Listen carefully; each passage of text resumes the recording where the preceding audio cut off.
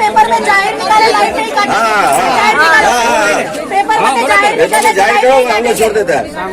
बोला बुलाओ और बुलाओ, आपके सामने बोलेगा कि लाइट नहीं काटेगा किसी का भी।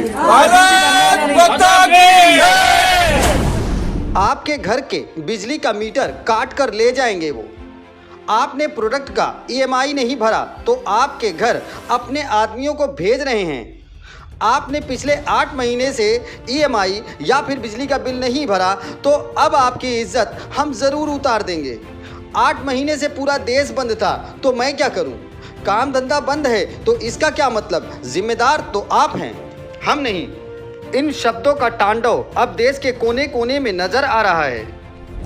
हमारे वीडियो में आपको देखने को मिल जाएगा कि EMI डिपार्टमेंट के लोग यानी रिकवरी वाले घर के अंदर जाकर दादागिरी करते नजर आ रहे थे, लेकिन हमारे खबरों के माध्यम से इस पर कंट्रोल हुआ था। लेकिन अब वही दादागिरी बिजली विभाग शायद कर सकती है और कुछ खबरें आ रही हैं। तो इन खबरों अभी तो रेलवे आम जनमानस के लिए सिर्फ 2 ही दिन पहले चालू की गई और कहानी वही है कि आसमान से गिरे और खजूर में अटके, क्योंकि गरीबों और व्यवसायियों के लिए तो वही हाल है कि अंधे को चश्मा दे दिया गया और गंजे को कंघी। चश्मा लगा के भी कुछ दिखने वाला नहीं और कंघी घुमाने के लिए सर पर बाल ही नहीं। इसी प्रकार से अब बिजली विभाग के लोग स्क्रू ड्राइव नामक चाकू लेकर आपके दरवाजे पर आपके मीटर रूम में पहुंच जा रहे हैं और सीधा आपकी बिजली की वायरिंग ही काट देंगे, आपका मीटर ही उठा ले जाएंगे। महावितरण के इन कारनामों से गरीबों का बुरा हाल देखकर मानवता दिखाते दिख रहे हैं भारतीय जनता पार्टी के लोग, जो वसई के बिजली विभाग कार्यालय पर मोर्चा लेकर पहुंचे और अब मांग कर रहे हैं कि बिजली विभाग न्यूज़पेपर में लिखित रूप में GR दे कि मीटर हम किसी का नहीं काटेंगे। मैं रेलवे वालों से और सरकार से एक बात करूंगा, जो आपने टाइमिंग का जो रखा हुआ है वो बिल्कुल गलत है, क्योंकि ये टाइमिंग के हिसाब से एक साधारण आदमी अगर गलती कर बैठा तो उसके कॉलर पे कोई भी हाथ डाल सकता है। जिसने कभी कुछ कसूर नहीं किया है, कुछ गुनाह नहीं किया, उसको कॉलर पे सीधा हाथ डाल के उसको जेल में डाल सकता है। तो ये टाइमिंग के हिसाब से सरकार को बिल्कुल देखना पड़ेगा। आप देख रहे हैं इंकलाब न्यूज़। नमस्कार दोस्तों, आप देख रहे हैं इंकलाब न्यूज़। मैं फारूक शाह, साथ में अल्ताफ जीवानी। नमस्कार। आज हम चर्चा उस बातों पर करेंगे जिन बातों को लेकर लगातार हमने पूरे लॉकडाउन के दौर में पिछले 1 साल के अंदर दोहराया, और उन बातों से लोगों को क्या क्या फ़ायदा हुआ और उन बातों की में अभी कौन कौन सी चीज़ें बाकी रह गई हैं। अल्ताफ भाई क्या कहेंगे? सबसे पहला तो मैं सभी लोगों को बधाई दूंगा, क्योंकि रेलवे ट्रेन अभी फुल फ्लैश में चालू हो गई है और सब कुछ सामान्य हो गया है। अभी किधर भी आड़ नहीं है और 15 तारीख से शायद कॉलेज भी शुरू हो जाएगी, यानी सब कुछ नॉर्मल हो गया है। फिर भी मैं रेलवे वालों से और सरकार से एक बात करूंगा, जो आपने टाइमिंग का जो रखा हुआ है वो बिल्कुल गलत है, क्योंकि ये टाइमिंग के हिसाब से एक साधारण आदमी अगर गलती कर बैठा तो उसके कॉलर पे कोई भी हाथ डाल सकता है। जिसने कभी कुछ कसूर नहीं किया है, कुछ गुनाह नहीं किया, उसको कॉलर पे सीधा हाथ डाल के उसको जेल में डाल सकता है। तो ये टाइमिंग के हिसाब से सरकार को बिल्कुल देखना पड़ेगा। रेलवे ने बहुत ज़्यादा पैतरे चले हैं, इतने पैतरे चले कि जिनकी कोई मिसाल ही नहीं। कभी टाइमिंग का लेकर पैतरा था तो कभी जो है कि रेलवे के अंदर जाने को लेकर के कौन जा सकता है और कौन नहीं जा सकता है, और इस सारे असमंजस को जनता ने झेला है। लेकिन आज के समय में जब रेलवे ने अपने ट्रेन को चालू कर दिया आम जनमानस के लिए, तो उसमें टाइमिंग की जो प्रतिबंध बनाई गई है उसको लेकर के जनता ज़रूर कहीं ना कहीं प्रताड़ित होती नज़र आ रही है। फ़िलहाल मैं बात करूँगा रेलवे के साथ साथ जो ट्रांसपोर्ट के वाहन थे उनमें भी काफ़ी बदलाव आए हैं। ट्रांसपोर्ट के वाहन जो है चलने वाले, उनके भी नियम निर्धारित किए गए थे, कौन सा वाहन कहाँ तक चल सकता है और कैसे चल सकता है, उस पर कितने लोग बैठ सकते हैं, कितना सवारी रह सकती है और उसको कौन कौन से नियम और कानून को फॉलो करना है। लेकिन अब जब ट्रेन चालू हो गई आम जनमानस के लिए, तो रिक्शे वालों को ये निर्देश नहीं दिया जा रहा है कि वो कितने सवारी को अब बैठा सकते हैं। भले RTO निर्देश नहीं दे रहा है, पर RTO के आग के सामने और RTO के बाद जहाँ 2 पैसेंजर लेना है वहाँ 3 पैसेंजर जा रहे हैं और 3 के बदले 4 भी जा रहे हैं, पर किराया सीधा डबल से भी ज़्यादा। तो इसमें RTO को कहीं ना कहीं देखना पड़ेगा कि ये किरायों में कुछ ना कुछ ध्यान देना पड़ेगा, क्योंकि गरीब आदमी तो बिल्कुल मर जाएगा। अभी जो 1-1.5 किलोमीटर जाने का 30-40 रुपये ले लेते हैं, जैसे कि रिक्शा वाले दुश्मन हो जाते हैं। एक पैसेंजर अगर रिक्शा में बैठा तो रिक्शा वाला उसका दुश्मन बन जाता है और मारामारी पे उतर जाता है अगर किसी ने भावताल किया तो। RTO को इस पर ज़रूर देखना पड़ेगा और रिक्शा वालों पे थोड़ा प्रतिबंध लगाना पड़ेगा।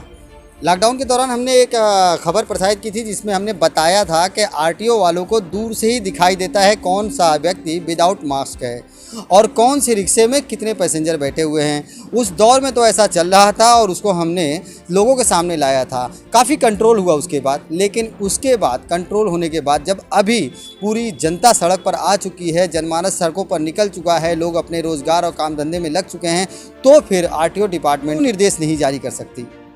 निर्देश जारी करना चाहिए।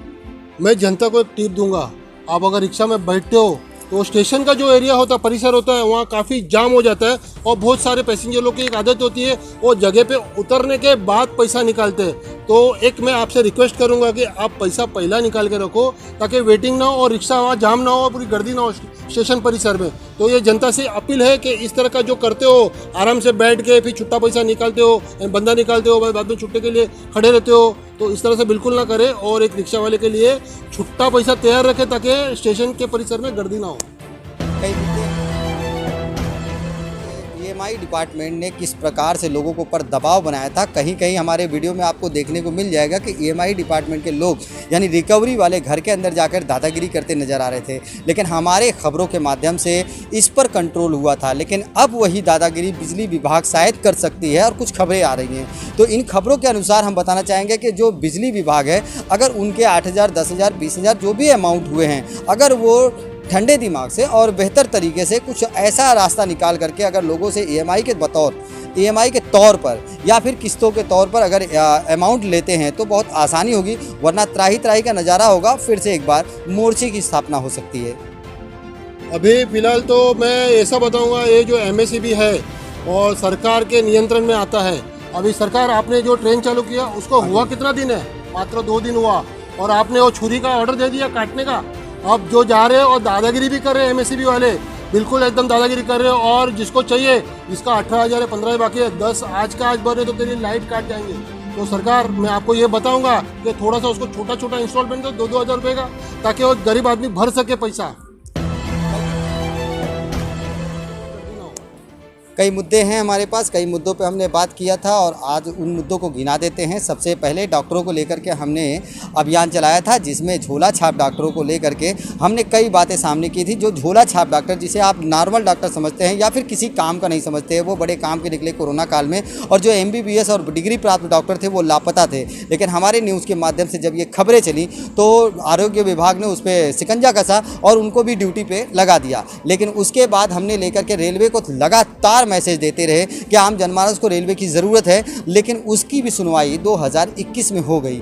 लेकिन अब हम उस मुद्दे को फिर से उठा रहे हैं क्योंकि सुनवाई तो हो गई है, जनमानस के लिए रास्ता तो खुल गया है और इसका श्रेय भी लोगों ने लूट लिया है। तमाम तरह के राजनीतिक पार्टियों के लोगों ने गरम तवे पे अपनी अपनी रोटियां सेकनी शुरू कर दी। लेकिन आगे हम बताना चाहेंगे कि तवे तक ही सीमित नहीं है, रोटियों तक ही सीमित नहीं है। लोगों के घरों में चूल्हा जल सके, इसके लिए लोगों की जेब भी बचानी पड़ेगी और उन जेब को बचाने के लिए जो गलत सिस्टम बनाए गए हैं उस पर भी निगरानी रखनी पड़ेगी, क्योंकि लोग कहीं ना कहीं इस मामले में अटकते नज़र आ रहे हैं और उसका फ़ायदा जो रेलवे डिपार्टमेंट है या फिर टीटी है या फिर पुलिस है रेलवे की, वो फ़ायदा उठाएंगे और जहाँ आम जनमानस रोज़ जो है बकरे के मानिंद हलाल होता रहेगा। जैसे कि आप श्रेय की बात किया, तो सारे लोगों ने, सारे NGO ने, सारे सरकारों ने सफाई कर्मचारी को श्रेय दिया, डॉक्टरों को श्रेय दिया, पुलिस वाले को श्रेय दिया, पर एक जो आदमी है नियंत्रण काम करते रह गया और बिना फिक्र किए काम करते रहेगा और पूरी भीड़ में काम करते रहेगा, वो है ड्राइवर और कंडक्टर। उसको किसी ने श्रेय नहीं दिया। तो मैं इनकलाब के न्यूज़ के ड्राइवर और कंडक्टर जो है फुल पब्लिक के बीच में, पैसेंजर आते हैं और पैसेंजर चले जाते हैं, फिर भी जो कंडक्टरों ने काम किया वो सलाम के लायक है। और जो ड्राइवर थे, चाहे ट्रांसपोर्ट लाइन के हों, चाहे वो पब्लिक सर्विस सेवा देने वाले या फिर औद्योगिक या फिर जो है खाद्य पदार्थ की सप्लाई आपूर्ति करने वाले, उन्होंने एक दिन भी लॉकडाउन में अपने आप को विश्राम के श्रेणी में नहीं रखा और वो लोग लगातार निरंतर मेहनत करते रहे। तो इनकलाब न्यूज़ के माध्यम से उनका भी एक हक बनता है कोरोना काल में लगातार योद्धाओं की तरह लड़ते रहने का। तो उन्हें बहुत बहुत धन्यवाद और शुभकामना देते हुए हम आगे कुछ बातें और आपके सामने रखेंगे। इंकलाब न्यूज़ हमेशा उन सब बातों को लेकर आता है और आता रहेगा, और कुछ बातें हम आपके सामने अब जो लेकर आ रहे हैं वो राजनीतिक से जुड़े मुद्दे हैं, क्योंकि वसई विरार में राजनीति का जब दौर आता है तो ऐसा लोग खुल के विरोध करते हैं, ऐसा खुल के लोग सामने आते हैं जैसे लगता है इंकलाब की एक बहार आने वाली है और वसई विरार अब जो है सिंगापुर में बदल जाएगा। पर वसई विरार हर बार कितना सिंगापुर में बदला है और कितने लफ्ज़ों में बदला है, हम आपको पुराने वीडियोज़ लेकर आएंगे और उन वीडियोज़ में आपको दिखाएंगे कौन कितना बड़े बड़े दावे किया था और उनके एरिए में कितने खोखलेपन के खड्डे खुल गए हैं। तो अगले एपिसोड में हम आएंगे आपके सामने राजनीति के वो दावपेच लेकर के, वो चेहरे लेकर के जो चेहरे होंगे बेनकाब। मिलेंगे अगले स्टोरी में, तब तक के लिए जय हिंद। जय हिंद। नमस्कार, आप देख रहे हैं इनकिलाब द फायर। मैं उमेश जामसंडेकर लेकर आया हूं आपके मन की बात, सच्ची बात, आपके दिल की बात, सच्ची बात, सच्ची बात, सच्ची बात। देखना ना भूलिए, सच्ची बात।